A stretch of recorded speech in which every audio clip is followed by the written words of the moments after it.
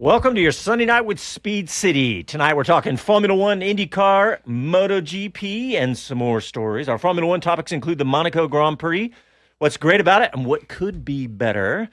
The F1 driver market, the silly season as it's known as. Silly! Andretti Cadillac, and the related comments about teams for sale, and a possible twist on that you brought up, Jonathan. IndyCar, which includes last weekend's big Indy 500 and today's messy Detroit GP, some MotoGP tonight, because there's some big news in MotoGP, because we're going to talk about what is looking more and more like most certainly the next American to make it to MotoGP, the first in a long time. And some news from Cody right here in Austin tonight about a new F1 ticket package and a few other stories about the latest in motorsports. I'm John Massengill, and here with me in the studio in West Austin, overlooking downtown, is Jonathan Green. Mr. Green, how are you? No! Oh, mayhem! And so I walk through that myriad of never being forgotten. Two things I did. Mayhem and on my gravestone, I want you to say he got wet and he got into the middle of mayhem. That's him. But he had fun doing it. He came, he saw he had a damn good time. He got wet when he fell into the ocean on live national television. Exactly right. Holding a microphone. What a way to make a name for yourself. And the only cousin my mother has existing, the only family member that my mother has in the world, she was an only child and her mother was an only child, so called up and said, I think I just saw your boy on TV. Fall in the water. Fall in the water. What a way. With iPhone in pocket and wallet in back pocket. Yeah. No, I'm excited. Well, I mean, what a great weekend so far. Indy really just got me riled up again. Really good stuff. Both weekends. Good. Yeah, I mean, Indy 500, of course, you'd have to not be a fan of motorsports to not get excited about it. And it was a good one. It was a good one. It was a tactical one, and you know. And that's what I wanted to start with tonight was Indy 500. And look, they had fantastic ratings. The race was good. Joseph Newgarden, the All-American boy, with a little asterisk, I would say. Right, maybe, I was about to say, and with a big chip on his shoulder for the team, having had to carry the team. As was part of what is still a really, really terrible thing, mistake and cheating. I mean, there's no other way of looking at it. I mean, motorsport is about taking an advantage. Always has been, always will be. And pushing the limits is what it's all about. If you don't do that, then you're in the wrong game. But if you get caught doing something like that and then have no excusable excuses, especially ones that are, we convinced ourselves that the gun wasn't loaded. Well, that's a good way to put it. Well, you know what I mean. Yeah. They were pushing the button, and there was other excuses like, well, I do it out of habit. No, your synapses are firing, and you can't be this amazing robotic engineering superhuman that can drive, think, talk, and do all of the above and drive these machines the way they do, and then go, oh, yeah, forgot that we didn't have that. You know, I'm 100% with that mindset, unfortunately. I don't, that's kind of not me. I tend to be more optimistic, but I just don't believe what Joseph Newgarden said. That's just my opinion. I don't know anything. I tell you what, I don't, but that's just my opinion. I just don't believe it. Were it not all three of them? Well, yeah. I mean, if he's when you say all three, you mean McLaughlin and Power. Yeah. Now, Power didn't use it, but it was initiated, and I just find it really interesting. Wouldn't that be kind of a willpower kind of move? It's like, yeah, we all know about it, and then didn't use it. Yeah. Hey, on a positive side, great day today for my man. Who? Scotty Dixon. I was going to say, I thought you were going to say Marcus Armstrong. Yeah. Well, actually, I was going to, I've actually got Marcus's number, but great day for Kiwi Motorsport. Callum Hedge had one of his best results as well. The Kiwis plow on. It's fantastic. And Kyle Collette is another one that was in the Toyota Racing Series. So I worked out at one point there were 4 graduates of the Toyota Racing Series in the top 10. In the top 10? Top 10 in Indy, yeah. Wow, that's pretty good. Which is pretty cool. By the way, you'll see later in the show, I put a little story in there that racefans.net had a poll of what really is the greatest spectacle in racing, how that's been a controversy. And Macau was on that list. Yes. Yeah, so, I mean, if you've never watched Macau, it's well worth, it's obviously better live. I fell out of love with it when they started streaming it. And so from my point of view, we had to do every practice Thursday, every practice Friday, every practice Saturday, every practice Sunday. So 4 days, 8.5 hours solid. It's a task. No pit reporters, no nothing. And no chance to go and talk to the drivers. I used to enjoy that. That's how I met Mick Schumacher. That's how I met Ralph Schumacher. That's how I met, Pedro de la Rosa, all the way back to Coulthard. Everybody in the game. So yeah, I really it was a great part of my career, and I still really enjoy doing the Toyota Series. Yeah. Well, just going back to Indy 500 last weekend. Yeah. The ratings were huge. I mean, what was it? Let me look here. I got it pulled up. It was like 5.34 million viewers, and that's up 8% from last year, 10% over 2022. And of course, it was delayed by the weather. And they talk about in this ESPN article, it's their ratings. They talk about that the delay helped because it pushed it into prime time and all that. Good point. But yeah. NBC, sorry. Yes, but the ghost of Lee Diffie just came down on you. Yes, it's true. But it's true. The bottom line is it was a huge, and it peaked at 6.46 million. So huge numbers for the Indy 500. I think it was mainly because it was a great race too. It was a great race, but it benefits from a weekend where most males, and I say males because there's a lot of female fans, but it is a majority of male fans of motorsport watch the Indy 500, and it's a weekend, Memorial Weekend, where you've got the Monday off, so you're kind of at home with family, and a lot of people make it a tradition. And as the hotel I was in, they had a pizza party. They bought us pizza, and we did, a little draw for $100. And I was telling everybody, "Oh, yeah, that's a good one. You've got so and so." And one of my cameramen won. He had Newgarden, and he goes, "Well, is he any good?" And I was like, "Yes." I was like, "He's back to back." Is he any good? Yeah. Said, I think I've heard of him. So yeah, it was a great weekend, and I was thinking about the ratings, and I thought about F1 in Miami, where Miami had 3.1, and what made me think of that is I saw somebody online. There's it seems like every time online you hear, in America now with F1's popularity, somebody mentions IndyCar, and somebody talks about, oh, it's so much better than Formula One, or that battle comes out. But I started thinking about the ratings, and I thought, Miami is. It's not their Super Bowl like the Indy 500 is, and to get 3.1 million, which was the best ever, it was huge. To be honest, if you can garner an audience over 1 million in America today, in this day and age, yes. You go back to the 50s, and of course, TV was the only entertainment outside of actually getting in the car and going somewhere. So, and it was new, so everybody was glued to it. It was a family thing, and we talk about appointment television. Well, back in the 60s, that's what we did as a community. We got together around the TV and we watched launches of rockets. 60s, 70s, 80s, the Super Bowl, 90s. Yeah. I mean, let's face it. Yeah, it's more, it's more. It's not as concentrated now.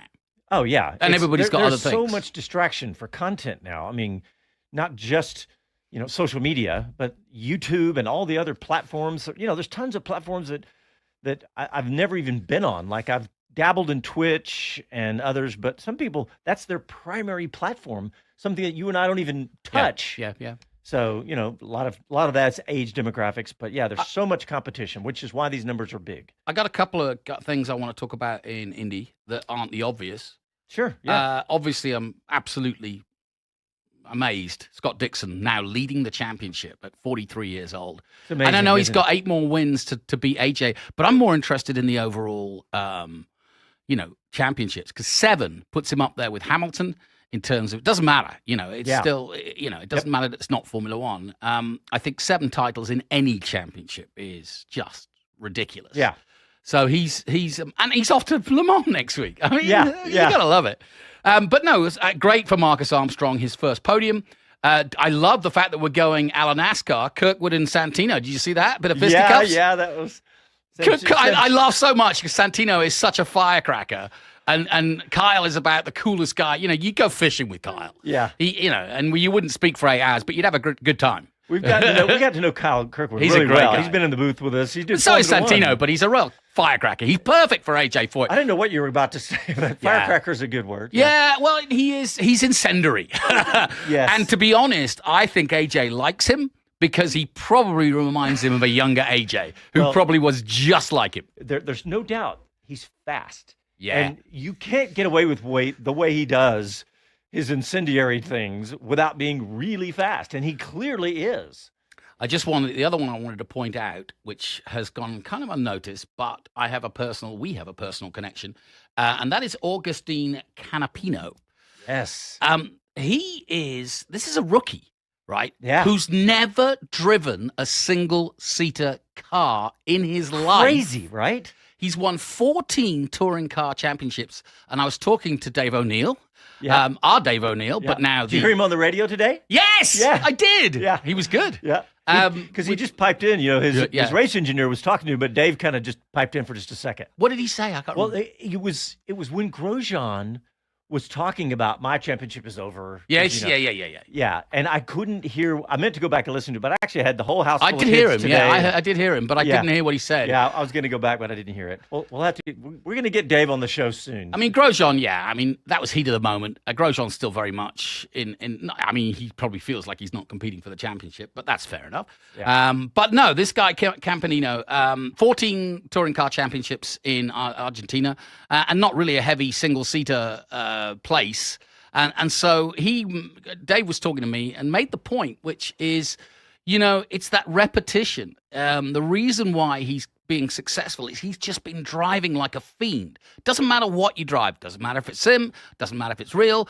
Just keep driving. And his point was that's how he thinks that he's been able to just jump in. Well, okay, that's great. But to step into an Indycar and race in the top 10 do the 500 and that's right, and do the 500 with all the pressure. I mean, this Canapino that's a really amazing story. It's a good story, isn't it? And the team, the Juncos Hollinger Racing team, is where what we're talking about is Dave O'Neill, who's really part of the show, but he's been too busy to be on the show. Mm-hmm. He's one of the owners of Estes Racing here in Austin, but he's also now the team principal of Juncos Hollinger Racing. And an IndyCar, he's the team principal of an IndyCar team, and he's got Canapino and of course Roman Grosjean as his drivers. And the fact that they finished 12th today, Canapino they were 10th and 12th until Grosjean got taken out. That's right, and Grosjean ended up at 23rd down there. And same at the Indy 500, they were both running top 10. So, and this is IndyCar, so they may end up finishing in the top 10. Both of them in the next race or two. You never know. They appear to be that fast. I'll tell you what, let's have a reconvene on Indy. So they go straight to Road America. They've got Mid-Ohio where Dixon is king. If Dixon can increase that lead, I think it's 18 points now, and what I would call kill the summer, he goes for a great run-in. And because all of those guys behind him, Power, Palou, are so competitive, they will take points off Dixon, but they'll take points off each other. And I just think it's going to be a great, great, great season. One thing I would like to also point out is how good Christian Lundgaard is, my word. Not afraid of anybody. And the other thing is, obviously, I'm keeping an eye on Indy Next for Chadwick. Did you see Chadwick? Best qualification. Fourth. Yep. But Callum Hedge from New Zealand as well got his best result. But more importantly, when you look at Rinus VK, when you look at some of the guys that have come through, Kyle Kirkwood, obviously another one, Rasmussen, but Kiffin Simpson, there's a lot of talent now. If you remember 3 or 4 years ago when Kirkwood first arrived at Indy Next, there was like 4 or 5 cars. It was a terrible thing. It was like Toby Sowery. He just wiped up the field. But it was really poor in terms of the numbers. The competition. Now the level, the numbers. The total numbers. Now we've got 20 cars on a regular basis, and a new kid came in from Mexico today, good Mexican contingent. But what I'm getting at is when you see what Foster's achieving, when you see Nolan Siegel, who did the 500, when you see all of the talent in Indy Next, we talk about we will talk about the silly season in Formula One, but the one thing I think that Indy suffered from is really just not having the depth of talent at the junior level, and now they've got it, and they're getting more. because people are coming from Ireland, from England, Foster's case, Jamie Chadwick, obviously, from England, then New Zealand, and, Collet, and a lot of the juniors, like Marcus Armstrong was a Ferrari junior. Collet was, I think, an Alpine driver. Yeah. So the point is, there's a lot of good talent coming. Yeah. All right. Coming up after this break, we're going to talk the rest of the show. We're talking Formula One and MotoGP because there's some really interesting stories about an American driver in MotoGP. Listen to Sunday Night with Speed City. Back after this. All right. We're still live on YouTube, Facebook. Before we go away from Indy, I want to talk about Alexander Rossi.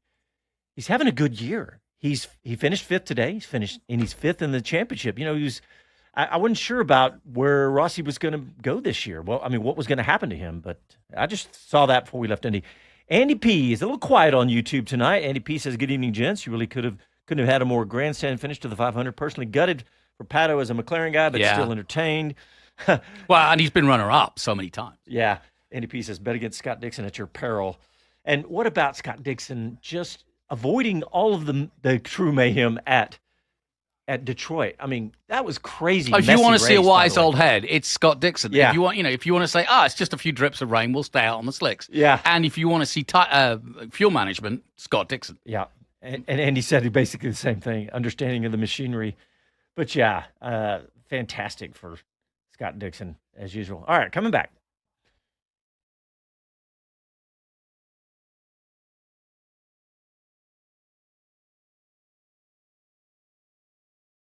Hello to everyone, this is Gunther Steiner, this is Speed City. Welcome back to the fastest hour in radio, Speed City. All right, welcome back. We're going to talk a little Formula One right now because the big news of the week was the FIA president, Mohammed bin Salem, gave some advice to the Andretti Cadillac team and said, after saying quite the opposite all this time, came out and said, "Why don't you just buy a team?" And when I heard that, I was like, wait, what? What? You're the guy who approved this.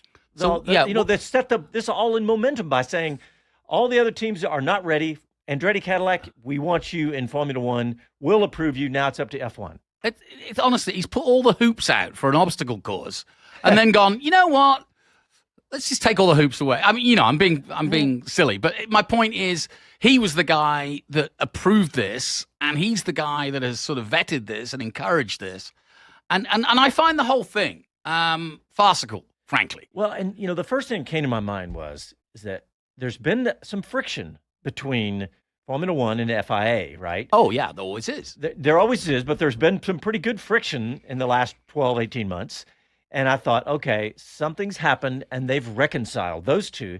And so now the FIA, via Ben Salem, have come out and said, we're going to go and stick with the party line that F1 is saying. Is like, we just, now that they're saying all this stuff about no more teams, stick with our 10 teams, just buy a team. It's like, well, no team has said they're ready to sell, number one. That's the obvious answer. So, yeah, what is it? So, what are your Andretti? How'd you like to wake up and see that? I don't have much of a defense, and if you want my honest opinion, I don't think Ben Silliman, much as he was a fantastic rally driver in his time, and an interesting choice because of the emergence of the Middle East and its importance in Formula One, i.e. we're there a lot of the time, and therefore you do need somebody from that region able to pull the strings there and understand their needs, very different countries, Qatar, Saudi Arabia, and so on and so forth. So I think it was a good move, but to put him in charge, I would have had him as an associate in some way to the thing about the FIA is it's always been a huge political hot potato, hence the reason Jean Todt and Jean-Michel Balliste. They always put somebody in there that can play the game, right? And are absolute stars at it. I mean, this is going to sound a bit hang on. I'll choose my words carefully, but the French are particularly good at this sort of politique. Yeah. Politique. And so I do think that there is that I don't think he's strong enough and has the backing and respect enough to wield the kind of decisions that someone like Jean Todt, having been ahead of Ferrari and then the head of the FIA, can do. I don't think he's cut out for this, but I have a theory on why we've got to this point. Okay. My theory is this. In the last 5 years, we've lost the likes of, we've lost two things. We've lost the likes of a Kvyat, Maldonado, and what's our Russian friend? Mazepin, who, in order to drive in Formula One, brought a lot of money, right? And the team were willing to take that money because they needed it, right? Secondly, you had the loss of Virgin, HRT, Caterham, Manor. Yeah. I mean, a lot of teams and Formula One were desperate just to hold on to the 10 franchises. Yeah. But in that 5-year period, because of what Liberty have done, which is very successful, putting a cap on it and making these things into quasi, they never really officially called it that, but quasi franchises, they've suddenly, and also Drive to Survive and the opening of the marketing and social media has allowed more tech companies. There's a more, the ROI is the word you want to think about, because it never really existed in Formula One, but now it does. People can say, okay, outlay of 135 to 150 million each year. What's the return on investment? Well, if I become a top 5 finisher in the constructors, I'm actually going to pay that off in spades. And so now each of those 10 franchises is worth over $1 billion. And that, I think it was last time Andretti were talking about potentially buying Alpine, the figure was something like 800 million. Yes. And now I bet you, someone like Alpine might sell, but not for less than $1 billion. So my point is double that. Yeah. So the point is the 10 teams have rallied around each other, but Silliman, although he wanted Andretti and GM, finds himself having to drudge out the why don't you buy a team? Because he knows darn well that no one's going to sell now, not even Gene Haas, even though there's been rumors. That's the more likely, is Gene Haas. I mean, Haas and Alpine are the two. You've seen how Audi have done it with Sauber, right? Yeah. It's a fait accompli. Yeah. They're gonna go from being an almost ran to being a player. Right. And with money. With That's money. how it works. Yeah. And, speaking of money, we've been talking about this number that currently the entry fee under the current Concord agreement is $200 million. This was set in 2018, I believe, or 20, I think it was 2018, back before Drive to Survive had really taken effect, right? And now we've all been speculating, and we've been hearing these numbers of 500 to 700 million. But Salam said a number that really has been the most common number of 600 million. He said that. He said, is 200 million too low? Question mark. He said, I believe 600 million is somewhere where right for the current market. That's the first time I've heard that number actually said by anybody with any real influence. And so that probably is going to be the number, if not higher. Yeah, and the other thing is, and I follow soccer obviously very closely too, and there is a similar situation going on with what I would call lower league or smaller franchise teams. Wrexham has been the most obvious one because of what Ryan Reynolds and Rob McElhenney have done. Yeah. And they're moving forward. But there are other teams now who've got celebrity input. Evidently, Leeds United are being looked at by Russell Crowe and various other people. There is now a celebrity turn. And what they say is this is a way of joining their brand with another. So that there is some method in their madness. They're using their disposable income to invest in something that they put their name to, so they don't have to do any work except show up on the grid and talk to an idiot like me now and again. But that tends to be where they're going with all of this is that rich celebrities are putting their names to these brands. I mean, Rory McIlroy. I mean, you look at the Alpine investors.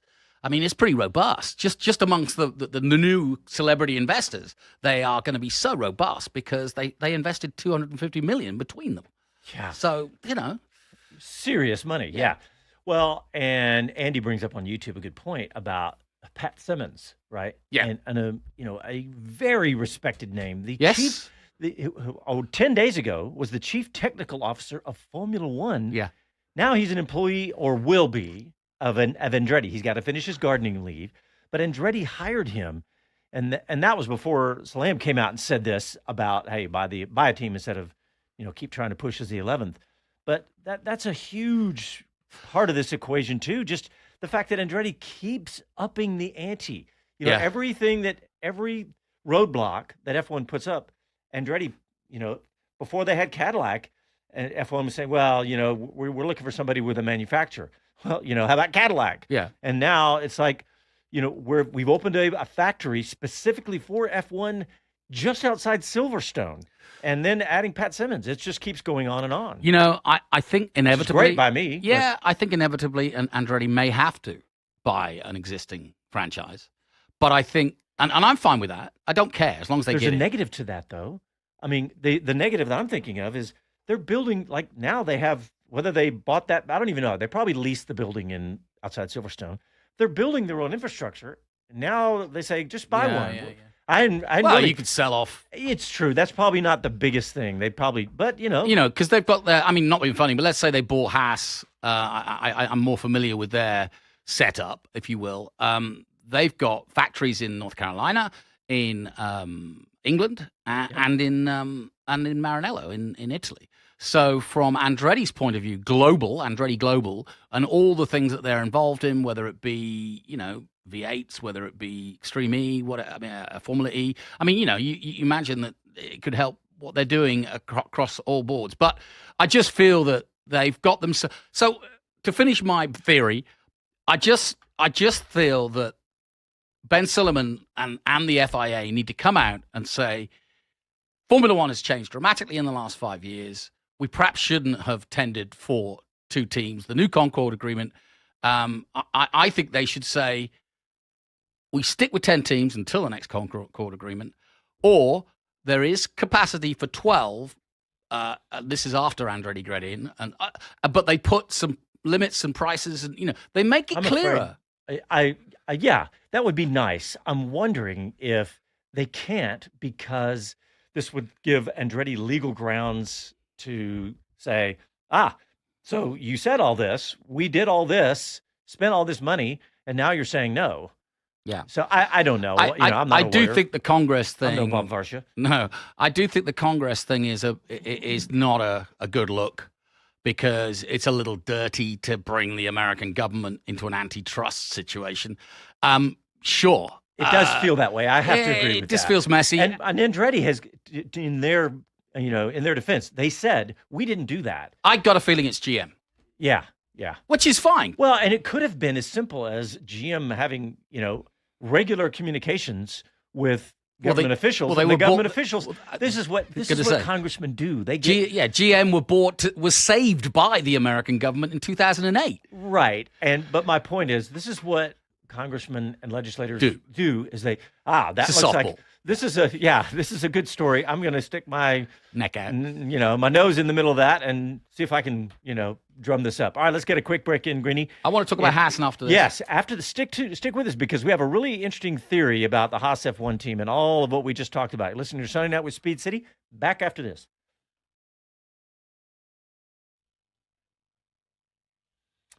All right, we're still live on YouTube. Where is everybody tonight? Andy P's here pitching in. What do you say? The politics of F1 continue to defy logic. Andretti equals more money for everyone. Yep, larger pie to split up. We've been banging that drum, Andy. Absolutely. Let's see. What else, Greeny? I'm just looking at this Haas story. Yeah. Yeah. Timing. I'd love somebody to sit down with Gene and do a 60-minute style interview with him.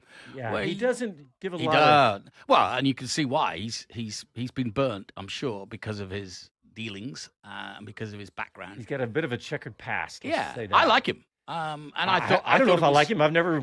I mean, I like his style. I mean, I like the way that they came into Formula One. I like the way that Gunter operated it, and that's that's another tidbit to all of this is. Gunter and Gene did something that no one else had done, which was piggyback off Ferrari. And if you remember when they came in, everybody was really upset with them. Yeah. But, coming back.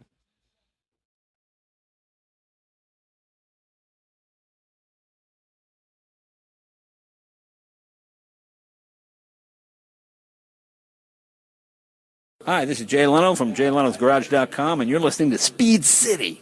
Welcome back to the fastest hour in radio, Speed City. All right, when we went to break, we said we were going to talk about the Haas F1 team and how it relates to all this. Jonathan, you flagged this up.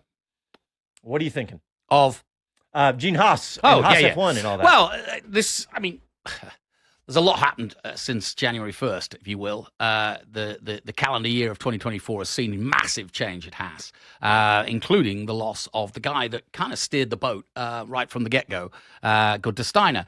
Right or wrong, I think the decision probably the right one from both men. Gunter wasn't getting the support and the investment he felt that was leaving them behind, and hence the reason they did finish 10th. And he pointed to people like Alpine who have invested, and pointed to other teams like Sauber who've got Audi on board. And frankly, in many ways, I think you could argue, and it's come out in the press this week, that Gene Haas perhaps was, a little extended. And he has now since closed his NASCAR with Tony Stewart operation, which is very sad because, it's not like NASCAR's going down the toilet at all. It's still very robust, and Haas Stewart have been very successful in the few years. But running a NASCAR team, running a Formula One team, Gene says that the closing of Haas NASCAR was mutual. Tony Stewart's got a lot going on, which he does. And they weren't getting the success that they'd had, which is true. But, does it affect Formula One? They're saying no. Right. They publicly said no, but this has no effect. But I thought the first thing that I thought when I saw that headline, I thought, okay, is this an opportunity? I'll tell you what I was thinking. I thought, is this an opportunity for Andretti?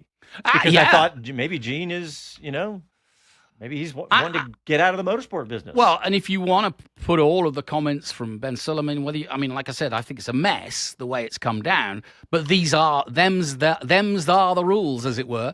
And I think if Andretti actually wants to get in, they're going to have to buy one of those teams, and it's going to be Alpine or Haas. Who else? Yeah. Look, let's face it. Like we said earlier, every team in there is going to be well over $1 billion, I think. Williams, Doralton is a pretty new owner. They're, U.S. based. I don't see them selling. No, they've got nice it feels like good momentum with James Vowles. I think they're still in that building phase right now because clearly this year they don't have a lot of points or anything. But I think Williams could well become the poster boy of the new era. And what I mean by that is a combination of investment capital, return on investment, as I mentioned, and their pick of the litter, as it were, when it comes to drivers, because the fact that Bottas and even Sainz is being considered for Williams shows you how they've come from being bottom and complete losers to being now attracting it's like the McLaren story, but 3 or 4 years behind. That's exactly what I was thinking. You were saying the poster child for it, but really McLaren. Yeah. They showed this is how this works, and that's because number one, Zach Brown is a master marketer, and he has done it perfectly and taken that team. Now competing with Red Bull, which we would a few months ago would have said this isn't going to happen. They're not really ready. Why I think Haas becomes more of an option for Andretti is it's cleaner because Alpine are making decisions behind the scenes, as it were. They're bringing on Flavio Briatore as a consultant, which is an interesting move. Flavio is the reason that Alonso has 2 titles. He's also his current manager. But Pat Simmons and Flavio Briatore were behind those successul Renault Benetton years. So it's putting the band back together, so to speak. So that kind of closes the door a little bit on maybe Andretti. There would be a big juxtaposition of headbanging if Andretti and Flavio suddenly, met at dawn in a boardroom. I don't think that would work well. Those 2 characters would not get on. So thinking about Haas, if they were to sell to Andretti, right now the number is going to be $1 billion. Give or take, roughly, right? Yeah, I'd say 1.2. So if you're Gene, it's like you go, how much benefit am I getting as a tool, CNC machine builder? How much benefit? This could just be a simple math. And he could do the math. He could say, in the last 2 or 3 or 4, let's say 3 years, because that's the Drive to Survive era for them, right? Mm-hmm. How much can they say the ROI has been? And let's say it's $100 million they get out of it, then that's only $300 million. He put hardly any into the team. Let's say he's put $400 million into the team total, $500 million, let's say. So he could have $700 million. So he could get 2.5 years, 3 years of ROI of the way he's doing it now. And what's the old saying? Bird in hand is worth two in the bush, whatever. Yep. So in other words, because nobody knows what the future holds. I mean, I feel like the momentum of Formula One is really good, considering that the TV ratings from Miami and Monaco, both huge numbers. But if you're Gene, you could say, you know what, I'm going to cash out. What if you got an offer of 1.2? Because Andretti has proven one thing. Money's not a problem. They can pick up the phone and they can get people to take their call, and I think they could raise the money if they don't already have it sitting there. With Gamebridge and GM sitting, as in committed. Yeah, it's an interesting.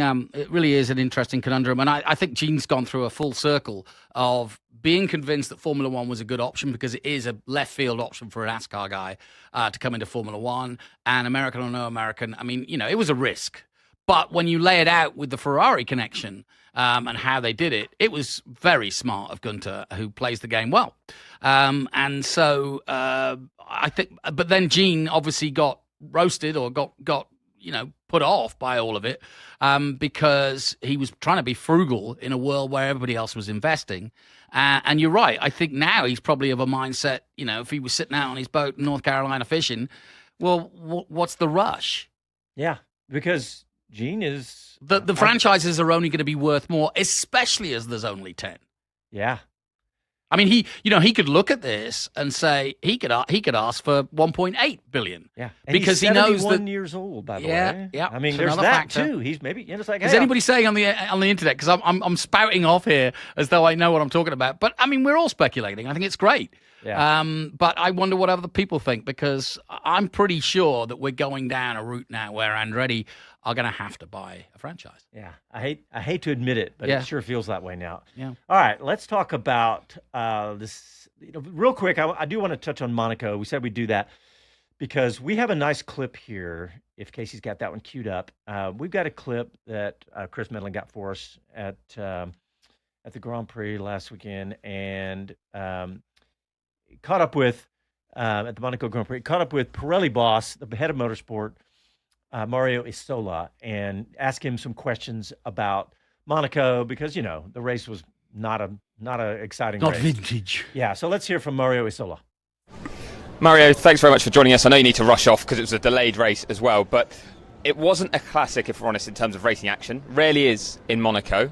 You brought the softest compound tyres here, didn't you? Were you surprised that even those on the mediums could make it to the end pretty comfortably in the end? No, not really, because we know that in Monaco it's such a low severity circuit that the tires can last for the entire race. It's not a surprise. We are planning to go a bit softer in the range for next year, but it's never enough for Monaco. I was going to say, some people were saying in the press room, well, why not just have even softer tyres? And obviously the rest of the calendar means you can't do that. But is there almost an argument, is it possible to create a special tyre for Monaco, or is that just unrealistic? It's not unrealistic. The only problem is to find a track that is similar to Monaco for testing, because to validate our compounds, we always test them on different severity circuits, and obviously Monaco is so unique that we don't have any other circuit that is comparable, and we cannot ask the city to close the track, to close the road for us for testing. It's impossible. So it's impossible to test here, and it's very difficult to find something that is representative of Monaco. Do you think it would make much difference if we had that, though? Do you think more pit stops and somehow even a tyre that goes off even in Monaco would increase in the entertainment factor? To be honest, I don't think so, because the problem here is to overtake. And obviously, if you cannot overtake, you have to look at the track position rather than the number of pit stops or any other element. And clearly, they are limited by the width of the road, and they cannot increase it. But the cars are so big, and for example, we had a very good race with Formula 3, with smaller cars, with a lot of overtaking and action. but Formula 3 are smaller and they can do that. With Formula 1 it's very difficult, and we know from experience that in this case teams are just managing the pace to extend the run and to reduce the number of pit stops, or you have to oblige them for a higher number of pit stops, but I believe that the result could be that they are going to stop at the same lap and not really making a difference. Yeah, it's always looking like it's trying to find something to fix when it's still a special race. How's it been from your perspective this weekend? Still a good one? Still a good one. We know that Monaco is defined by the qualifying session, and it is what it is. We have to accept that if we race here. I'm not negative for that. It's just a different race. Hey, I forgot about that. Yeah, I definitely can't argue with anything he's saying there because look, they can't test right there. Well, that's funny. I have done the historic, which is 2 weeks before. Oh, that's right. And yeah. so the streets are closed for that weekend. So you could, it's not perfect, but well, there's so much discussion after Monaco every year. I did a quick poll of the internet. The ones that I saw, the most popular ones were make the car smaller. But you can't for one race. No, they're saying in general they want the car smaller. Okay. Now, their Andy P did bring that up, I think, last weekend. It's like, hey, have a Monaco spec car. It's really hard to do. Then that devolved all the way down to karts. But the other big ones were mandatory use of all three tire compounds. Hamilton said that. Find places to make the track, to change the track. Add a new entire section. So, okay, yeah. So here's let's drop acid, and here's the big. So and you come out of Portier, you come round out of Lalo's hairpin, right, and then you turn into the tunnel, right, normal circuit. Yeah. But then you're going to build a DRS overpass, okay, that gets you back. That literally winds round the entire harbour. Back to Rascasse. As long as it's real and not virtual, like stuff they do in Formula E. That would be great. Who do we talk to about that? I don't know. All right. Yeah, it would ruin the look of Monaco forever. Yeah. All right. Coming up after this, we're going to talk a little more Formula One, but we're going to talk some MotoGP. Really interesting story about an American in MotoGP. Heck yeah. Back after this. Okay, for you YouTube and Facebook folks, I've got this story I want to talk about really quick because we just got a 60-second break here. There was a story on racefans.net, and they were talking about what's the true greatest spectacle in racing. And they threw out several as options. Monaco Grand Prix, Indy 500, Daytona 500, Nürburgring 24 Hours, Bathurst, Macau, Dakar Rally, and the 24 Hours of Le Mans and all that. So their poll, and if you look on their poll, was Le Mans, 46%, Indianapolis, 30%. I bet you if you ran that poll just in the United States, because this is a worldwide poll, you'd probably get the opposite. You'd get Indy 500 as the greatest. And it's pretty hard not to argue with that. But then after that, it dropped off pretty dramatically. Monaco all the way down at 6%, Nürburgring 5%, Macau 4%. Dakar Macau 6%. only 4%. Yeah. Yeah, Dakar, but, remember, all the rest of these are all for Bathurst 4%. So I just thought that was an interesting story. So, all right, coming back. Yeah, it's good story.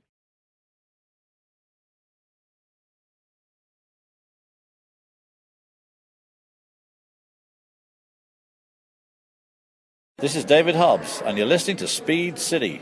Welcome back to the fastest hour in radio, Speed City. All right, welcome back to Speed City. We're going to talk a little silly season, but I have a question for you before we talk about any driver, Jonathan. Can you really call it a season if it lasts all year long?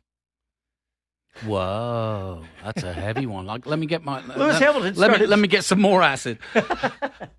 Lewis Hamilton started this in January, and so here we are in June, and we're still don't know what we're going to do. But hey, what do you mean we don't know what we're going to do?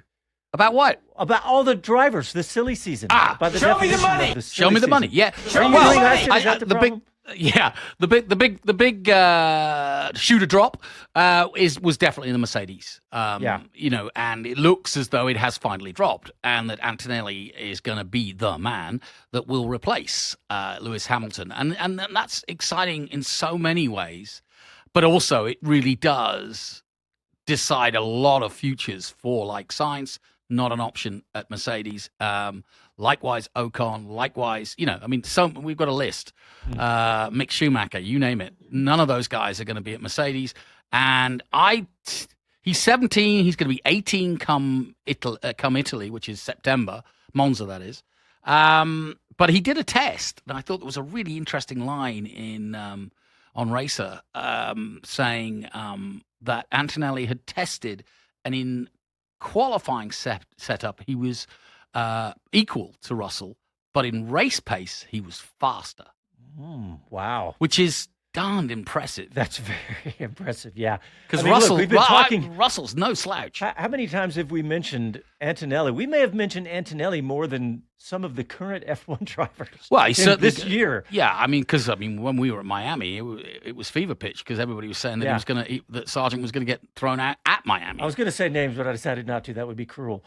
Hey, Irv McDaniel on YouTube has a really good comment for you, Jonathan. He says, "How about Newey and Sainz both going to Williams?" That's full circle. Yeah. That's how I first met Adrian. And that's how the silly season's gotten so silly. Now Adrian Newey's in the middle of the silly season with us. I'll tell you what makes sense about that. It was where he started. It was where he had his initial first success with the likes of Hill and Prost and Senna and, and I'm sure that still wrangles him too. That whole thing, that was his car that Senna sadly, passed away in. And I do think that Adrian, I can't remember who it was, but one of the pundits said, Martin Brundle, knowing his competitiveness, even at 65, he will want a challenge. He won't want to sit in a drawing room at Ferrari doing nothing. But Ferrari is just as big a challenge in many other ways, working with Hamilton and so on. But the Williams thing is really, really interesting. He gets to stay in England. It's one of the oldest teams, most successful teams in Formula One history. They're on their way back, and what a way to go out at 70, let's say, 5 years from now, when Williams are kicking butt. Right, to add another one to his resume. But two things that come to mind. Number one is, did you hear Adrian Newey talk about why he's not going to sit on the back porch and enjoy his career? He talked about his dad and how his dad retired and then his dad just faded away and passed away. And how many times have we heard that growing up? People retire and then they just lose everything. And then the second thing is Dorilton Capital. I don't know how much capital Dorilton Capital has, but whoever is going to get Adrian Newey is going to have to write a very large check. I don't feel like Newey is out there looking for the highest bidder because he's probably got all the money he needs, and he's going to want to pick and choose this next challenge of exactly what he wants. What is that challenge? Nobody knows yet. It may not be cars; it could be boats, like everybody. But it could be MotoGP. But can you imagine what they're? That's right. But can you imagine what they're going to have to pay? I just don't know the depth of Dorilton Capital and any other investor group they have. Yeah, involved in that. I do like it, and it's funny that we're talking about the silly season, and so far we just talked about a 17-year-old and a 65-year-old. Yeah, well, Carlos Sainz a little bit too, but yeah. But going on to that market, what now? Now that we believe that Antonelli is in at Mercedes, where does that does Sainz have to sign for Audi as we expected him to? Well, I don't know. Chris Medlin on Wheel to Wheel did a off the top of his head breakdown that was phenomenal. Chris is amazing. But Kevin Kelly just brought something up on YouTube. He said Behrman, that's kind of looked at as a done deal now. Right. For Haas. For Haas, sorry. Behrman to Haas. So that's looked at as a Does that done help deal. Magnussen? Probably. Yeah, there's so many different scenarios you could well, say. Well, because yes. Ocon was in the mix, and I don't think Ocon would be a good benchmark. I mean, exceedingly fast Ocon, very good racing driver. But I think that Magnussen would be a better intro for Behrman than and for Haas, generally speaking. Losing both drivers, that's a big change. Yeah. So what do you think about what happened with Alpine last weekend? With Bruno Fanon, the team principal, coming out and basically threatening him in the middle of the race. Yeah, like I said it at the time in the post show, you've got to look at the context of where they are and what it means. And why I say that is if this had happened at Miami, it could have probably just gone by the by. But for the French, the Monaco Grand Prix with no French Grand Prix is it. Yeah. And the whole of like I said last week, the whole of the press, the whole of the media in France will have jumped all over this. And the pressure, if you think the British tabloids or British papers are tough on the British royals and the sportsmen and the celebrities, well, the French are just, mean as can be, mean-eyed cats when it comes to burying their reputations of an Eric Bouillet or an Alain Prost. They come out with knives, and they will have come at Bruno Fanneman and said, what is going on? Two French drivers who are both Grand Prix winners, and they can't even get to a tunnel together. They can't get down the first lap. Yeah. YouTube. Don't forget about Yuki. Don't forget about Daniel. Don't forget about Liam Lawson. The list can. You can just, it's going to be really fascinating. I think we can basically say Ricciardo's not going back to Red Bull at any time soon. Yeah, and then Checo, the rumor is now that he's got a deal. It's like Checo started the year off great. I think he deserves a deal. Well, but you look at the last couple of races and you're going, I don't know. And last year, does he deserve a deal after having a pretty miserable year from Monaco on last year? He had a really bad year. And is he starting that all over again? So I don't know. How about Verstappen with Newey to Williams? Wow. Yeah. I'm just going to go. I'm thinking back about Checo. I mean, with all the possibilities right now, I don't know if I agree with that. But the first thing when I heard that Checo has a deal, that's the first thing I thought of is, okay, that means whatever is going on at Red Bull, a la Christian Horner et al., has been decided in the background. Yeah. Because you wouldn't do that deal, right? If all that's not settled, do you agree with that? I do. I actually do. I think they've done a hell of a job of sweeping it under the carpet, and it will become public, but it might be a nothing burger, as you say in America, because they've made it so. Like you say, the decision to either keep or get rid of Horner because of this, which, by the way, let's just pull it apart a little bit. Has it got anything to do with racing? No. And right. Would you throw a man's career away who's built the Red Bull thing?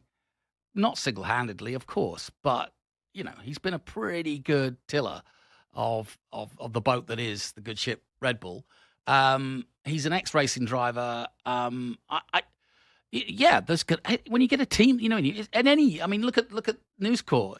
Anytime you get a huge corporation like that, there's going to be heads, and there's going to be heads rolling as well. All right, speaking of rolling, we're going to roll on to MotoGP. Yes! Because Joe Roberts won the race, the Italian Grand Prix in Moto2, and he's back up to second place in the standings. 7 points behind. And you know what? He had the win in 2022 that was in the rain. And a lot of no, this is on merit. Yeah. Now, the only asterisk, it was only 12 laps, but still, it was on merit. And this just continues what we saw in Austin and the momentum that he's got. I think that, in fact, I believe the commentators said, and these are the guys that live and breathe it, they were like, this has put Joe Roberts in MotoGP for 2025. And I'll tell you what convinces. What do you think? I totally agree, and I'll tell you why I agree. Firmin Aldegar is all I've been doing. Because I'm big mates with. Well, I've watched Joe for a long time. I know his family. His mom. They love you, man. Yeah. I've watched his career closely. I consider him a guy I can pick up the phone to, and he's just a good guy. And he is on a trajectory that what I've started doing is not judging him on his results, but judging him on what two other guys, Sergio Garcia, who's the other sensation in Moto2, and Firmin Aldegar. And why I say that is Firmin Aldegar didn't even finish today, and he's 6th in the championship, and he's a long way behind Joe Roberts right now, but he has a MotoGP contract in his back pocket for Ducati, the number 1 team in MotoGP. So that's where the world sees Firmin Aldegar. They see him as the pick of Moto2. And if Joe is handing him a P45 every weekend to say, I'm better, I'm quicker, and I'm doing it, that's what convinces me. Plus, Trackhouse want an American, and they're new to the scene, and it's a fait accompli, as the French would say.